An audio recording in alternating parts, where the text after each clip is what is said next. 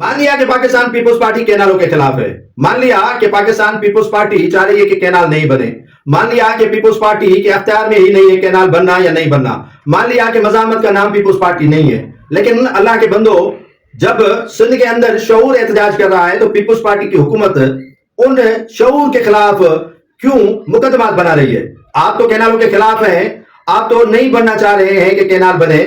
आज जमील सुमरो ने media talk करते हुए कहा कि आए हमसे बैठे।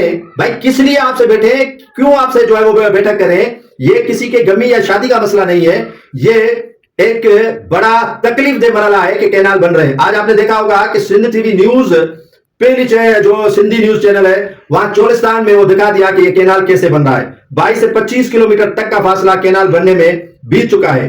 खैरपुर, ठरीबीरवाह और फैजगंज में मुतअद्दिद FIR दर्ज की गई है उन मुजाहिरीन पर जो एहतजाज कर रहे थे इन कैनालों के खिलाफ। उनकी जमीन भी बेचारों की नहीं है, उनकी जो है वो किसान शायद होंगे तो होंगे, लेकिन कसूर उनका यह है कि वो सिंध के लिए मर रहे हैं, कसूर उनका यह है कि वो सिंध के लिए जान दे रहे हैं, कसूर उनका यह है कि सिंध के लिए वो जद्दोजहद कर रहे हैं। और आपकी हुक्मरानी यह है कि आप उन बेचारों पर मुकदमा दर्ज करवा रहे हैं। आप जमील सुमरो तो कहता है कि आए हमसे बैठे। भैया आपसे कौन बैठे और क्यों बैठे?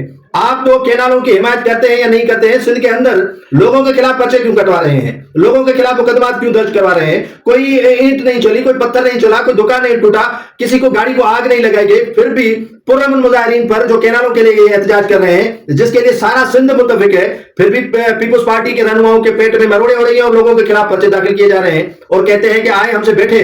तो इस बात में मुनाफिकत नजर आ रही है। एक तरफ कहते हैं कि हम कैनालों के खिलाफ है, दूसरी तरफ जो है वो पीपुल्स पार्टी के रहनुमा लोगों के खिलाफ जो है वो मुकदमा दर्ज करवा रहे हैं कि आप कैनालों के खिलाफ बाहर क्यों आए हैं, आप कैनालों के खिलाफ क्यों एहतजाज कर रहे हैं। तो सिंध इतनी भूली नहीं है, सिंध को कुत्तों ने नहीं काटा है, बगड़ों ने नहीं काटा है और सिंध को चीतों ने नहीं काटा है कि आपकी चाल नहीं समझते।